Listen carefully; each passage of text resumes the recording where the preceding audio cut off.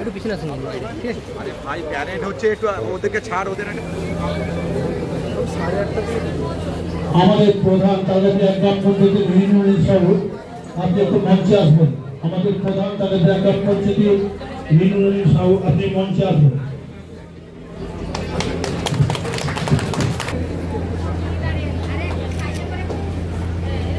সামনে একবার, ঠিক আছে?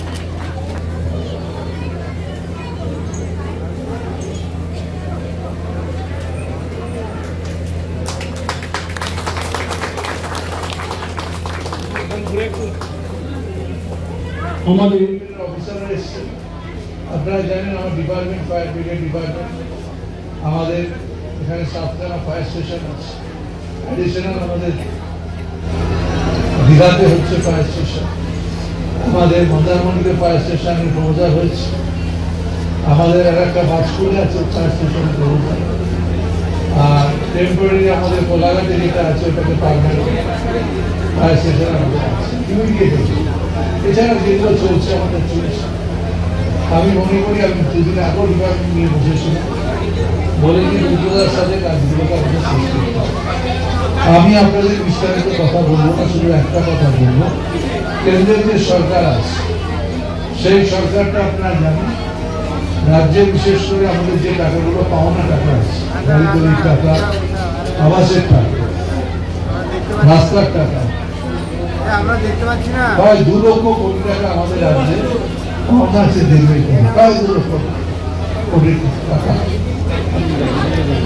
কেন্দ্র সরকার সেই টাকা দিচ্ছে না। মাননীয় মুখ্যমন্ত্রী বলেছেন আবাসের টাকা যদি না দেওয়া দেখতে অলরেডি টাকা তারা আমাদের সরকার দিচ্ছে। আমাদের সরকারের বক্তব্য হচ্ছে দিল্লির কাছে আমরা মোটামুটি করব না, আমার বিভাগে বিশ্বাস করব না। তাই মাননীয় মুখ্যমন্ত্রী তার চ্যালেঞ্জ এই প্রকল্পটাকে সমাধান তিনি করবেন। আমি আপনাদেরকে বলবো এই প্রকল্পে আপনারা সহযোগিতা করুন।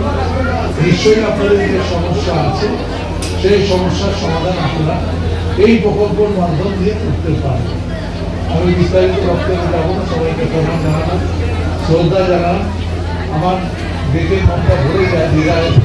আজকেও সকালে যখন বেরোলাম জগন্নাথ দেবের মন্দিরের কাছে, এত ভালো জগন্নাথ দেবের এখানে মন্দির একটা, দ্বিতীয় মুখ্যমন্ত্রীর সাথে আমি উদ্বোধনে এসেছিলাম, উদ্বোধনের আগে এসেছিলাম।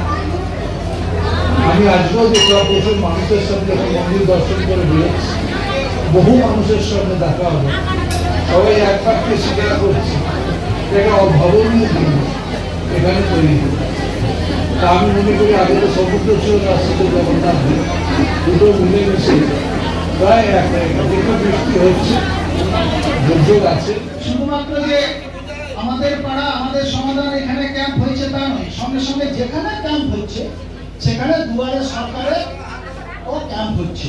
আমাদের ঘরের ভিতরে দুয়ারে সরকারের ক্যাম্প, ওখানে সবাই বসে আছে।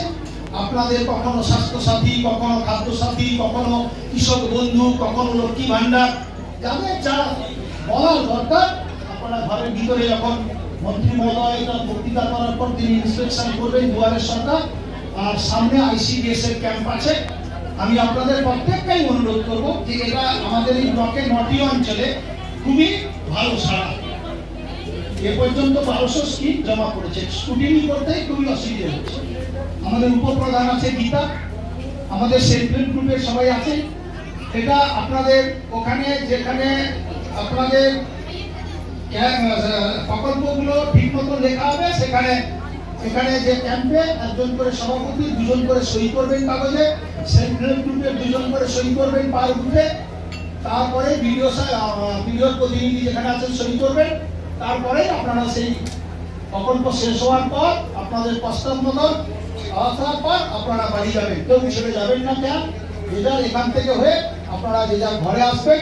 আমরা 1 ঘন্টার মধ্যে নিশ্চিতভাবে 3টে পর্যন্ত ক্যাম্প চলবে। আপনারা সেখানে আপনাদের মতামত দিয়ে আপনারা আপনাদের নিজেদের পছন্দ মতো ছোট ছোট যে কাজগুলো করা দরকার, কোথাও রাস্তা সারিয়ে নেওয়া দরকার, ছোট রাস্তা, কোথাও প্রাইমারি স্কুল সারিয়ে নেওয়া দরকার, আপনারা প্রাথমিক বিদ্যালয়ে বসতে পারছেন না ছেলে মেয়েরা, বেশ তৈরি করে নিতে পারবেন। মুখ্যমন্ত্রী বলেছেন বেশ তৈরি করে নিতে পারবেন। ঘরের সামনে জল দাঁড়িয়ে আছে, ট্রেন তৈরি করে নিতে পারবেন। আপনি রাস্তায় অন্ধকারে যেতে পারছেন না, সোলার লাইট, পথবাতি সোলার লাইট, ইলেকট্রিকের বিল দিতে পারবেন না, পয়সা কেউ দেবে না, লাইন কেটে দেবে, আপনি সোলার লাইট বসিয়ে নিতে পারবেন, রাস্তায় আলো জ্বলবে। আপনারা এই করে 15টা স্কিম আছে। তারপরেও মুখ্যমন্ত্রী বলেছেন যে 15টা স্কিমের মধ্যেও যদি দেখা যায় আপনাদের আরো বড় গুরুত্বপূর্ণ স্কিম আছে, এর মধ্যে ঢোকানো যাবে। এটা আপনারা নিশ্চিতভাবে দেখে নেবেন। তাই আমি বেশি বলবো না। মন্ত্রী মহোদয়ের আরো 2টো ক্যাম্প আছে। 2 নম্বর প্রথমত দেখুন, আমাদের প্রত্যেকটা মন্ত্রীদেরই দায়িত্ব দেওয়া হয়েছে বিভিন্ন জায়গায়, আমাকে কাঁথি দায়িত্ব দেওয়া হয়েছে। আজকে প্রথম কাঁথি ভিজিট করলাম রামনগর, সেখানে যে স্কুলে আমি ভিজিট করলাম, আবার একটা রামনগরে টুতে যাব, তারপর কাঁথি হয়ে ব্যাক করবো কলকাতা। তার উপস্থিতি দেখলাম ভালো। 3টে ক্যাম্পে প্রচুর মানুষ হয়েছে, প্রায় 1,500 থেকে 2,000 মানুষ এখানে উপস্থিত হয়েছে। তারা তাদের বক্তব্যের সুযোগ তারা পাচ্ছে। এই স্কিমে মাননীয় মুখ্যমন্ত্রী বলেছেন প্রত্যেককে যে রাজ্যে 80,000 ক্যাম্প হবে, 80,000 বুথ আছে, 27,000 ক্যাম্প হবে। সেই ক্যাম্পে মানুষরা নিজেদের কথা বলতে পারে। কারোর একটা ছোট রাস্তা, কারোর একটা ছোট কালভার্ট, কারোর একটা ছোট নর্দমা, কিংবা একটা স্কুলের বেঞ্চ, এগুলো মানুষ তার নিজের অধিকারের কথা বলতে পারবে। এটা একটা সুন্দর স্কিম। আমি মনে করি এই 3 মাসের মধ্যে সমস্ত নোটিং হওয়ার পর 1 মাস প্রশাসনিক স্তরে এগুলো দেখে নেওয়া, আরো 3 মাসে কার্যকারী করা, তাহলে ফেব্রুয়ারি মাসের মধ্যে সমস্ত কাজটা কমপ্লিট হয়ে যাবে। এখানে ভালো লাগছে, এখানে এসডিও আছেন, এখানে অখিলগিরি বিধায়ক আছেন আমার সাথে, ভিডিও আছেন এবং অন্যরা আছেন। আমার শুভেচ্ছা রইল। আর আমি আবারও আসবো, আজকে আরো 2টো ক্যাম্পে যাব। এই যে স্যার পর্যটন কেন্দ্রগুলিতে যে দমকলের কথা বলছেন, অনেক সময় হ্যাঁ, দমকল কেন্দ্রগুলি যে তৈরি করা বলছেন, পর্যটন কেন্দ্রগুলিতে বিশেষ করে দেখা যাচ্ছে দীঘা হোটেল ব্যবসা, কলকাতায় দেখা যাচ্ছে আপনি জানেন দীঘাতে আমাদের টেম্পোরারি ফায়ার স্টেশন হয়েছে, পার্মানেন্টে জমি পেয়েছি আমরা, দীঘাতে পার্মানেন্ট ফায়ার স্টেশন করবো, মন্দারমণিতেও করবো। অলরেডি জমি পেয়েছি আমরা, সেটাকে প্রসেস করতে সময় লাগবে, করে দেবো।